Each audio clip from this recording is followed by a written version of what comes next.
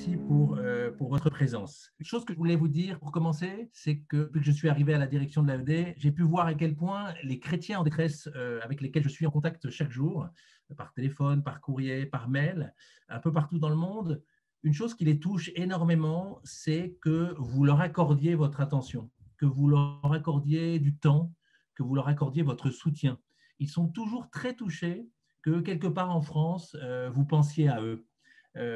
Parce qu'en fait, ces chrétiens en détresse, ils souffrent bien sûr de souffrances matérielles, de persécution et de discrimination, mais la souffrance supplémentaire qu'ils pourraient avoir, c'est qu'on les oublie, c'est qu'on ne pense pas à eux. C'est là une grande crainte pour eux.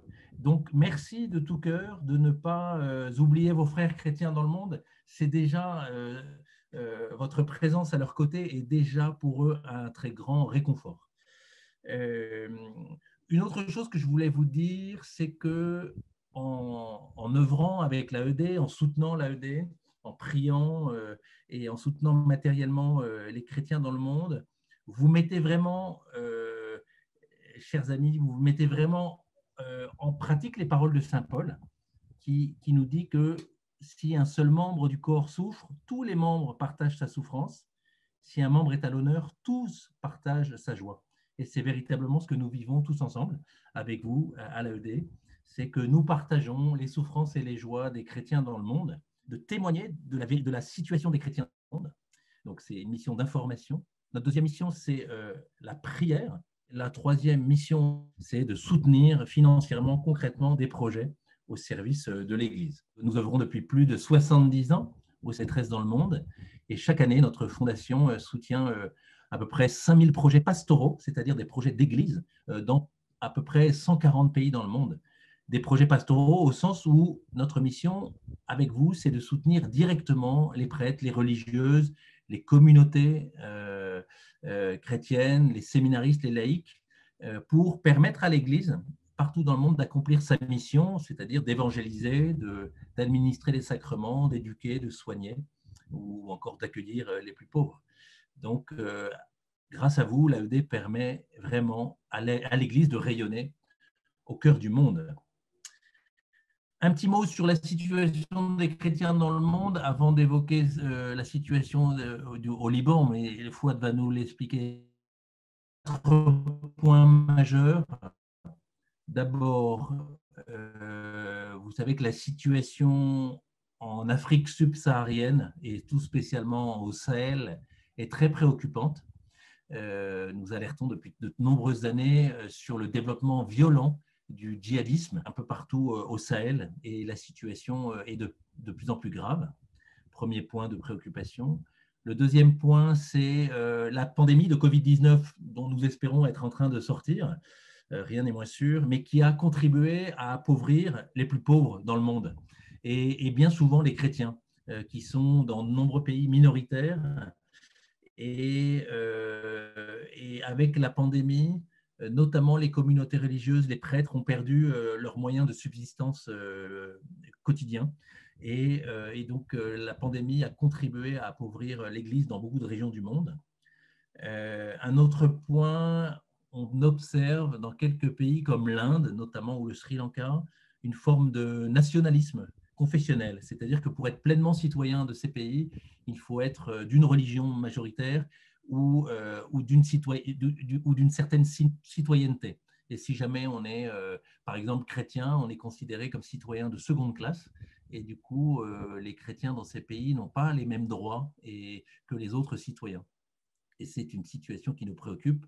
Dernier point sur la situation dans le monde, la question de la Chine, avec, vous en entendez certainement parler dans les médias, le développement des technologies de surveillance de masse, vous savez, les caméras de surveillance qui permettent de mettre en place un système de crédit social, et selon le comportement des citoyens, on a des bons ou des mauvais points, et en l'occurrence, la pratique religieuse fait partie des comportements qui sont surveillés. Et lorsqu'on est chrétien, catholique, on perd des points et du coup, on n'a pas accès aux mêmes droits que l'ensemble des citoyens. Voilà cette situation des chrétiens dans le monde que vous retrouvez soit dans notre revue, soit dans les mails que nous vous envoyons ou les documents que nous vous envoyons régulièrement. Dernière chose, le Liban, dont nous allons parler cet après-midi. Vous le savez, c'est un pays qui traverse une crise économique, une crise sociale, une crise politique sans précédent. 2020 a été une année extrêmement éprouvante pour les Libanais. L'explosion du 4 août a été un peu comme l'apogée de la catastrophe et est venue enfoncer un peu plus le pays dans la crise, de même que la pandémie de Covid-19 a accentué le malaise du Liban. Et je crois que Fouad ne me démentira pas, mais la situation est extrêmement préoccupante et il est bien difficile de savoir aujourd'hui ce que va devenir ce pays. Et c'est pour ça qu'il faut lui accorder immensément du temps, de l'attention, de l'argent, parce qu'il faut soutenir le Liban qui s'enfonce dans la crise. Il faut soutenir les chrétiens du Liban. Le Liban sans les chrétiens ne sera plus le Liban. Donc il faut absolument aider notamment les familles chrétiennes à rester sur place. C'est ce dont Fouad va nous témoigner maintenant. En quelques mots, en restant accroché à sa foi, il a décidé d'accorder le pardon, il a décidé de troquer l'amertume contre la joie. Et il va nous expliquer comment son pardon et sa joie ont été contagieux et ont rayonné autour de lui. Donc c'est vraiment ce témoignage d'espérance, malgré la détresse, que nous voulons vous faire entendre aujourd'hui, parce qu'on est véritablement au cœur de la mission de l'AED. C'est à la fois de dire la vérité de la situation des chrétiens dans le monde et dans le même temps de témoigner de la magnifique espérance que vivent nos frères chrétiens. Et Fouad incarne parfaitement cet équilibre entre la détresse et la joie, la détresse et l'espérance. Donc Fouad, si tu es bien connecté avec nous, je te propose de prendre la parole et de nous raconter, de nous dire ton témoignage. Merci Benoît, merci à tous nos participants, merci d'être là. Je suis ravi de pouvoir partager avec vous ce bon moment. Il ne m'est pas habituel de témoigner en voiture, mais la façon, je dirais aussi précaire peut-être, que vit le Liban. Donc la mission m'appelle, je réponds, j'essaye de donner ce que j'ai de plus beau dans ma vie. C'est ma foi, c'est mon espérance. Ce dont tu as parlé aussi, Benoît, c'est le pardon, cette grâce qui m'a été donnée. Le pardon est pour moi une grâce qui permet de franchir toutes les difficultés, les obstacles, et de vivre ce bonheur auquel Jésus nous appelle tous, chacun de nous, à le vivre, ce bonheur où le Seigneur veut que nous soyons libres, libérés de toutes les haines, de toutes les rancunes. Ayant vécu la guerre à mon enfance, ayant connu la misère aussi, parce que j'ai été déraciné de mon village, j'ai quitté mon pays natal, mon village natal, j'avais 9 ans, pour me trouver dans une ville qui était à feu à son, Beyrouth, qui était en guerre civile. Tout cela, si aujourd'hui je me dis pourquoi, je n'ai pas de réponse. Mais de me trouver avec vous aujourd'hui, je me dis oui, il y a un sens à tout ça. C'est témoigner, c'est de donner sa vie. Et le Christ nous a dit, il n'y a pas de plus grand amour que de donner sa vie à ceux qu'on aime. Et témoigner, c'est donner sa vie. Et si on ne la donne pas par amour, ce n'est pas un vrai don, ce n'est pas un don complet. J'ai perdu la vue suite à l'explosion d'un attentat d'une voiture piégée qui était posée devant chez moi. La bombe a explosé au moment où je m'apprêtais à partir à l'université. J'ai entendu du bruit, je me suis approché de la fenêtre. Noir. J'ai cru que j'étais en train de mourir et je me suis accroché à la vie. J'ai dit que je ne voulais pas mourir. Et de ne pas mourir, c'était aussi de vivre. Et je pensais qu'à ce moment-là, je n'avais qu'une seule envie, c'est de vivre. Et à mon réveil à l'hôpital, après 20 heures d'opération, entouré des miens, de ma famille, mes amis.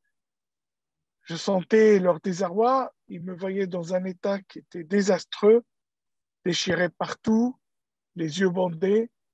Euh, Eux, ils étaient tristes et moi, j'étais heureux de vivre. Et la vie qu'il y avait en moi, elle n'avait qu'une seule envie, c'est d'exploser, de jaillir et de propager cet élan à tous ceux qui m'entouraient, qui étaient tristes parce qu'on avait beaucoup perdu de gens proches pendant la guerre. Et là, voilà encore un drame dans ma famille, un grand drame qui affecte les miens. Ce drame, je voulais le transformer en un élan d'amour. Et j'ai dit à tout cela, ne pleurez pas, je suis vivant. Je suis vivant. Et je criais vraiment de tout mon être que j'avais envie de vivre. Et la vie qui n'avait plus un grand prix dans ce pays qui était en guerre, je me rendais compte à ce moment-là combien elle était chère, chère aux yeux de mon Créateur, chère aux yeux de ma famille et chère à mes yeux. Et j'ai décidé à partir de ce moment-là de continuer ma vie normalement. Je pensais que mes yeux seront guéris et que je retrouverai la vue. Beaucoup d'ophtalmos de Beyrouth et du monde entier avaient vu mon dossier jusqu'au jour où un médecin suisse avait décidé de m'accueillir et de m'opérer. J'avais eu beaucoup d'espoir et je suis parti tout seul. J'ai quitté les miens, j'ai quitté mes parents, mes deux frères, pour me trouver à Genève, dans une ville où je connaissais peu de monde, juste une famille d'amis qui devait me recevoir entre les opérations que je devais subir. Et puis quelques semaines, je pensais retrouver la vue et retourner chez moi. Ce qui n'est pas arrivé. J'ai appris en Suisse, et de façon très violente, que je ne verrais plus, que j'étais devenu aveugle. Ce mot n'a jamais été prononcé dans mon entourage. Personne n'avait osé dire que j'étais devenu aveugle, que ce que j'avais aux yeux, ça me rendait aveugle. Et le jour que je l'ai appris, c'était comme une deuxième bombe qui venait de m'exploser à la figure. Cette bombe, elle était tellement violente, surtout du fait que j'étais seul pour recevoir et accepter cette blessure, cette nouvelle blessure de la déception et de la colère, de dire pourquoi moi et pourquoi Dieu permet cela. J'étais dans une telle colère que je cassais tout dans ma chambre. J'ai eu des idées noires, je voulais vraiment en finir. Heureusement, la fenêtre de ma chambre du 7e étage était barricadée. Je n'avais pas 18 ans, j'étais dans une chambre d'enfant et les fenêtres étaient barricadées à ce moment-là. Je parlais au bon Dieu, je criais toute ma désespérance et mon incompréhension. Je demandais pourquoi tant de haine, pourquoi tant de violence et pourquoi moi. Ce que je ne comprenais pas, c'est pourquoi moi. Moi, je n'avais rien fait. J'étais chez moi en train d'étudier mes cours de biologie. J'étais en train de préparer mes affaires pour aller passer mes examens de milieu de l'année. Et puis voilà que je deviens aveugle. Et là, on était toute la guerre, mon grand-père qui était assassiné, mon oncle tué, mon cousin enlevé à jamais, qu'on n'a pas revu, mes copains d'école qui étaient fauchés par des bombes. Et puis maintenant, moi, pourquoi tout cela? Moi, je criais et le Seigneur était devenu sourd. Il ne répondait pas à ma détresse. J'étais seul, je n'avais personne qui pouvait me donner la main, aucune épaule où je pouvais poser ma tête et pleurer. Seul, au milieu de cette froid, de cette détresse, et je me retrouve à genoux en train de prier et de dire Seigneur, mais épargne-moi tout cela, épargne-moi d'être aveugle. Je ne suis pas venu ici pour je suis venu pour guérir. Tu dois me guérir. Tu dois m'aider à guérir de cela et rentrer chez moi, retrouver les miens, les revoir. Et à ce moment-là, une parole de l'Évangile m'est revenue dans l'évangile de Jean 21, quand Jésus s'est à Simon-Pierre et qu'il lui demande s'il l'aimait. M'aimes-tu? M'aimes-tu? Et j'ai dit, Seigneur, bien sûr que je t'aime et c'est pourquoi je te demande de me guérir. Et j'ai besoin de ta guérison. Et si tu m'aimes, tu acceptes. Et être appelé à accepter l'inacceptable, accepter ce qui était pour moi quelque chose d'inconnu, de grave, de destructeur, quelque chose qui était l'handicap d'être aveugle. J'ai compris que j'étais devenu l'aveugle que nous pouvons connaître dans l'Évangile ou dans nos histoires. Je dis, mais comment je vais faire? Je ne sais pas faire. Comment je vais accepter cela? Et une force intérieure est venue vraiment me relever et me dire, tu vas accepter, tu peux accepter. Dès la première heure de la matinée, j'étais avec ma valise toute faite dans le couloir de l'hôpital. Tout le monde s'est précipité, il y avait la panique, mais que veux-tu faire? Qu'est-ce que tu fais? Où vas-tu? Je dis, maintenant, je veux faire l'aveugle. Je ne sais pas ce que c'est. Et je suis parti dans un centre de rééducation où j'ai appris à être aveugle, à écrire et lire le braille, à m'habiller tout seul, à marcher dans la rue tout seul. Et le programme d'une année, je l'ai fait en 3 mois. Et pendant ce temps-là, j'ai rencontré une personne non-voyante qui travaillait chez Nestlé en Suisse, que ses parents étaient amis de ma famille. Il était aveugle. Il était grand directeur chez Nestlé, directeur financier. Et il m'a donné beaucoup d'espoir. Il m'a dit, il faut que tu continues ta vie. Tu viens d'avoir 18 ans. La vie ne s'arrête pas là. Il faut que tu continues.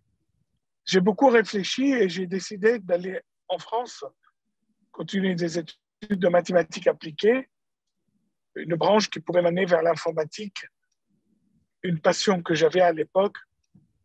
Et en étant étudiant en médecine, c'était impossible d'envisager de continuer des études de biologie ou autre. J'ai choisi cette branche qui n'était pas la plus simple. Et c'était compliqué de convaincre mes parents d'accepter aussi que je parte tout seul en France et de continuer les études comme je l'avais un peu choisi et décidé. Au bout de quelques semaines de négociations, j'ai eu le feu vert et me voilà à Paris, dans une ville gigantesque où tout était compliqué, tout était difficile, mais je voulais me battre, je voulais réussir. Et le Seigneur m'a donné la force d'aller plus loin. Ce n'était pas simple. J'ai mordu la poussière, j'ai travaillé dur, j'ai beaucoup maigri, mais je réussissais mes études, je réussissais aussi dans mes relations. J'avais beaucoup d'amis, beaucoup de gens qui m'entouraient. Et cette force reflétait chez les gens un peu comme un miracle. Fouad est un héros, il a dompté son handicap. J'étais content, joyeux, et je voyais que cela me permettait de grandir aussi. Grandir dans ma foi, mais il y avait quelque chose qui m'empêchait d'atteindre ce bonheur parfait auquel le Seigneur m'appelait. Une tristesse tapie au fond de moi. Je cherchais la cause, peut-être dans la nostalgie de mon pays, peut-être dans la solitude d'être tout seul dans un pays en étranger. J'avais beaucoup d'amis, oui, j'avais la réussite scolaire, j'avais la joie aussi de la fête, d'être en France, mais cette tristesse était lourde à porter. J'ai fait des retraites, j'ai fait des accompagnements, j'ai essayé de trouver la source. À un moment, je me suis dit, c'est peut-être vraiment l'éloignement de ma famille. J'ai demandé à mes parents d'envoyer mon frère cadet pour finir ses études avec moi. Le voilà qui arrive, j'étais très content. Ça a duré quelques jours, peut-être 2 semaines, et je suis retombé dans ma mélancolie profonde. Très dur. Et là, à ce moment-là, j'ai vraiment prié le Seigneur. Je dis, donnez-moi vraiment un signe pour arrêter tout cela. Il faut que j'arrête. Il faut que je passe à autre chose. C'est trop lourd, cette croix est trop lourde. Et je ne peux pas continuer comme ça longtemps. Jusqu'au jour où regardant la télé avec mon frère qui était avec moi devant une émission où on parlait des voitures piégées à Beyrouth. Forcément, ça nous intéressait. Et j'apprends dans cette émission que la personne qui avait posé la bombe devant chez moi était arrêtée. Elle était montrée dans cette émission. Cet homme était conduit au tribunal pour être jugé. Et moi, devant cette télé, j'avais vraiment le sang qui faisait qu'un tour en moi. Je tremblais, j'avais une euh, peur en moi. Je dis, mais ce n'est pas possible, ce n'est pas vrai. Il y a des sentiments de vengeance, de haine qui montent en moi. Et voilà que j'ai envie de passer par la télé, aller lui crever les yeux, lui arracher le cœur, me venger. Et la vengeance, je pensais à ce moment-là qu'elle pouvait me libérer et que c'était elle qui pouvait libérer mon cœur de cette colère, de cette haine, de cette mélancolie.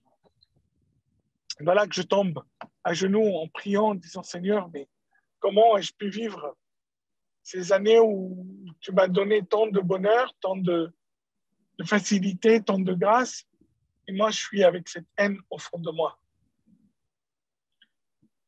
J'ai demandé pardon, Seigneur. Je dis, libère-moi de cette haine. Libère-moi de ce joug qui m'empêche d'aller vers toi, m'empêche de grandir. Et cette parole de l'évangile de Jean 21 revient de manière très forte. Elle revient en disant, m'aimes-tu? Mais bien sûr, je t'aime, Seigneur, et je veux que tu me pardonnes. Je veux que tu me pardonnes cette haine-là.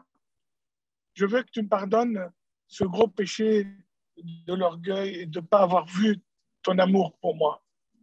Et le Seigneur me dit, vraiment comme une parole très claire, très lumineuse, si tu m'aimes, tu pardonnes.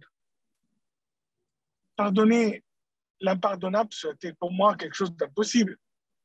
Et je dis au Seigneur, ce type qui a tué tant de personnes innocentes, qui a eu 35 morts suite à cette explosion, des centaines de blessés graves, des centaines de familles détruites, quoi. Je dis, Seigneur, non, épargnez-moi de cela, je ne peux pas. Il faut que justice soit faite. Il faut que cet homme paye pour ce qu'il a fait. Et cet appel était très fort. Je téléphone à mon directeur spirituel, à qui je demande un rendez-vous très urgent.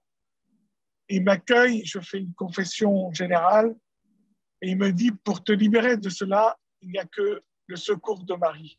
Il faut que tu ailles voir Marie et que tu lui demandes de t'aider à te libérer de cette haine.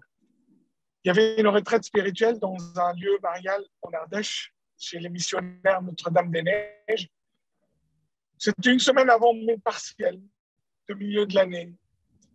J'avais hésité, mais le Seigneur m'a dit, il faut que tu ailles. Il faut que tu ailles parce que tu n'as pas le choix et il faut que tu te libères de cela.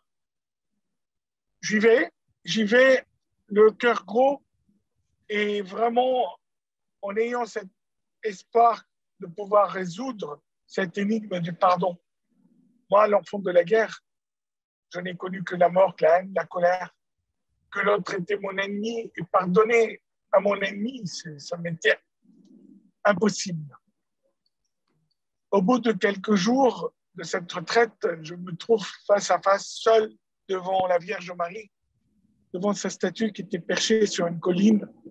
Et je priais très fort, je dis, Marie, à toi, Jésus ne refuse rien. Je te demande de lui demander de me mener sur le chemin du pardon.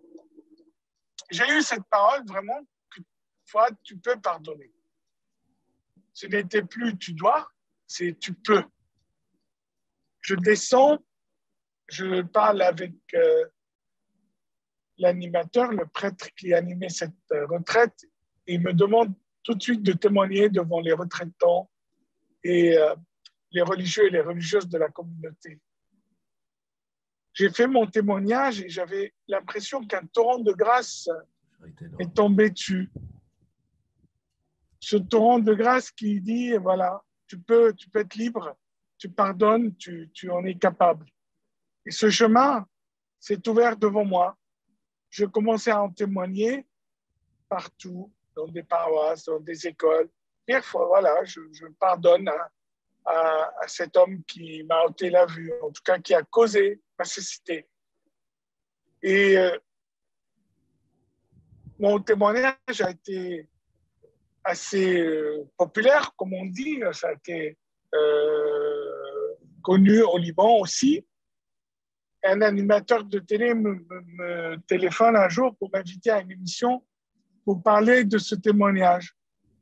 Il a organisé, disons, après la fin de la guerre civile, ou pardon, 10 ans après mon attentat, plutôt 6 ans après la fin de la guerre, une émission sur la réconciliation. Comment se réconcilier? Il y avait des hommes politiques, des religieux, des anciens chefs militaires. J'ai fait mon témoignage. J'étais content, les gens aussi. J'écoutais les interventions des uns et des autres. Et puis, d'un seul coup, l'animateur revient vers moi. Et là, j'ai eu peur parce que je savais qu'il était très provocateur. Il y avait une émission très connue, comme ça se discute. C'est un peu le style de Chavannes.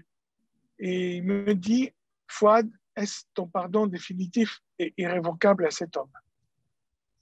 Et là, j'avais le micro à la main. Je prends vraiment cette question comme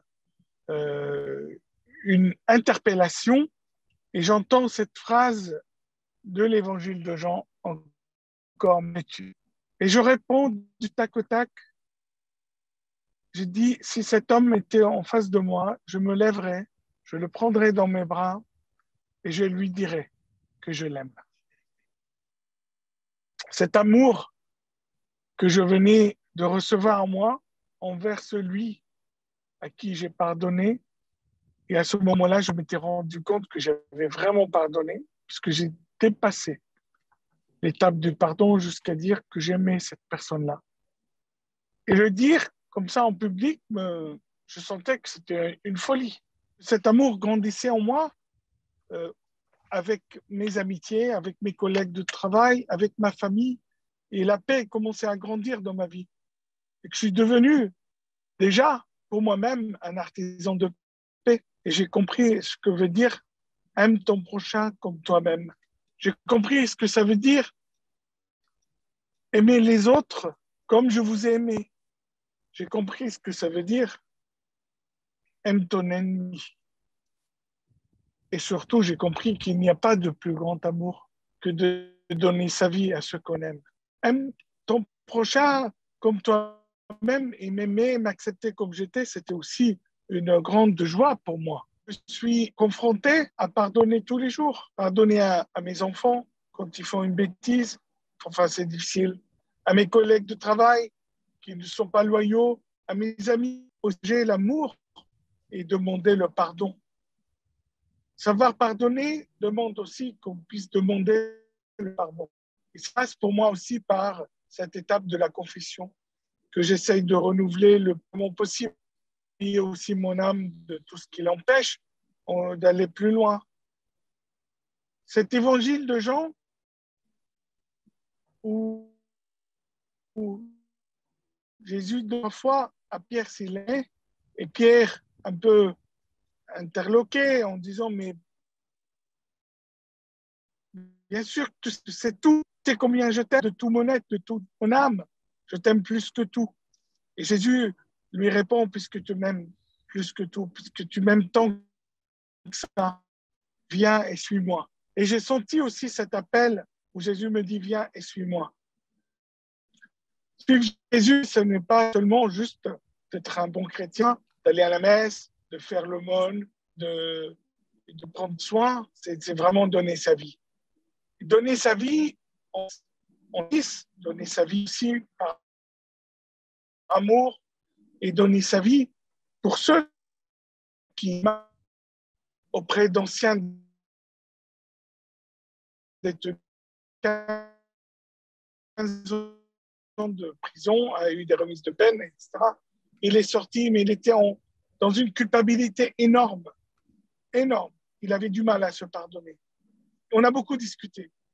Il me dit, qu'est-ce qu'il faut faire alors? J'ai dit, tu sais, maintenant, il faut que tu vives pour toi et pour lui. Lui que tu as empêché de vivre sur cette terre. Il doit être bien peut-être là où il est. Et toi qui vis sur cette terre, tu dois être bien là où tu es.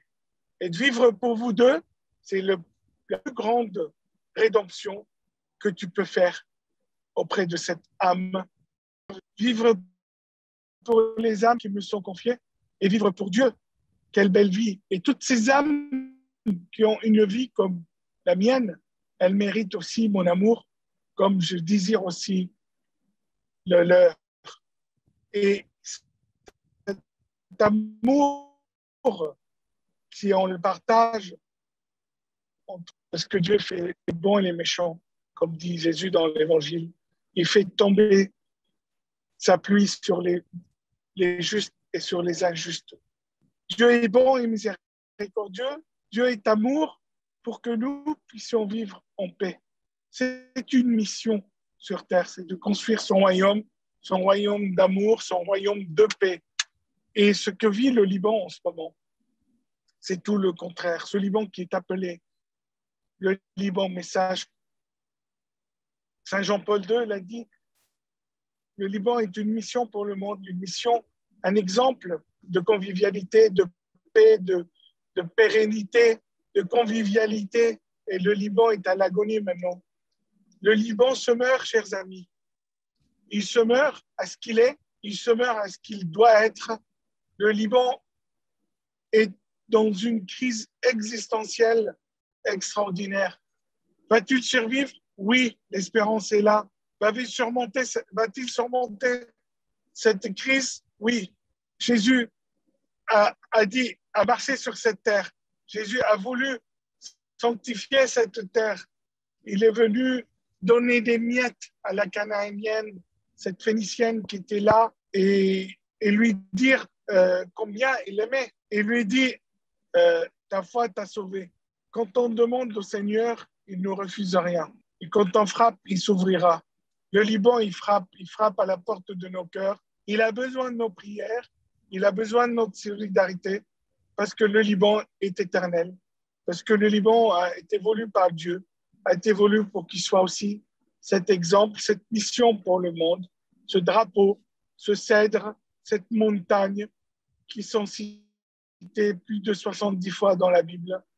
Ils sont dans nos cœurs. Continuons à les porter, continuons à prier pour ce peuple qui souffre, qui, pour moi, il est aujourd'hui comme ce peuple qui était sorti de l'Égypte, qui était dans le désert, qui a perdu l'espoir. Il a commencé à adorer le veau d'or. Il a coûté toute valeur. Que le Liban reste uni au Christ, à sa foi ancestrale, à la foi des premiers chrétiens, pour que le Liban reste. Il a besoin de nous. Continuons à l'aimer dans sa faiblesse, dans sa maladie, dans son agonie. Aimons-le pour qu'on puisse aussi l'aider à se relever et à ressusciter de ses cendres. Merci les amis.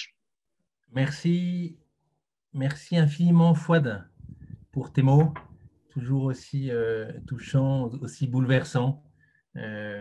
Voilà, espérer contre toute espérance, pardonner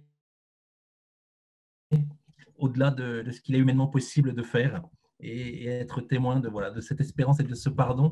C'est toujours, c'est pas la première fois que je t'entends parler, Fouad, mais à chaque fois je suis bouleversé par tes mots qui sont contagieux sur l'espérance et sur le pardon. Merci infiniment de nous avoir rejoints cet après-midi ou dans cette fin de journée si vous êtes à La Réunion. Merci infiniment de nous avoir rejoints pour être aux côtés de nos frères chrétiens du Liban. Merci pour le temps que vous leur accordez. Patricia, merci infiniment pour l'organisation de cette petite conférence toute simple, mais qui nous permet à chacun de nous unir par la prière, par nos dons, par notre cœur, à nos frères du Liban. Moi, comme directeur de l'AED, je vous remercie infiniment Je suis à chaque fois bouleversé par votre générosité. Je ne peux pas vous appeler tous pour vous remercier. J'essaye chaque semaine d'appeler des bienfaiteurs pour les remercier. Vous recevez peut-être de ma part des remerciements écrits, mais je veux vous dire, puisque vous êtes là avec nous, à quel point nous sommes touchés par votre confiance, par votre fidélité, par votre générosité. Je l'exprime de vive voix et faites-en part tout autour de vous. Soyez ambassadeurs témoins de l'AED et tous ensemble faisons rayonner la joie de l'Église à travers l'AED et soyons les témoins de ce pardon et de cet amour dont Fouad nous a magnifiquement parlé. Donc merci infiniment pour votre présence et puis à très bientôt pour une nouvelle conférence. On va multiplier ces temps de rencontres tout au long de la prochaine année scolaire pour faire un peu un tour du monde, pour aller au chevet de l'Église souffrante dans le monde, pour à la fois dire sa détresse, mais aussi pour partager son espérance. Donc un très grand merci. Continuez à nous soutenir par vos prières et par vos dons. Et nous prions de tout cœur pour chacun d'entre vous. Je termine là-dessus. Vous savez qu'à l'AED, nous avons la grâce dans nos bureaux d'avoir une chapelle avec la présence réelle et que tous les jours en équipe, nous disons l'Angélus à midi et que nous prions bien sûr à l'Angélus pour nos frères chrétiens. Nous prions pour ceux qui les persécutent, pour qu'ils soient touchés par la miséricorde du Seigneur. Et nous prions pour chacun d'entre vous. Nous, nommément, nous disons que nous prions pour nos bienfaiteurs. Nous rendons grâce pour chacun d'entre vous. C'est notre meilleure façon de vous remercier, c'est de prier pour vous. Donc, sachez que vraiment que chaque jour, l'équipe de l'AED vous porte dans sa prière.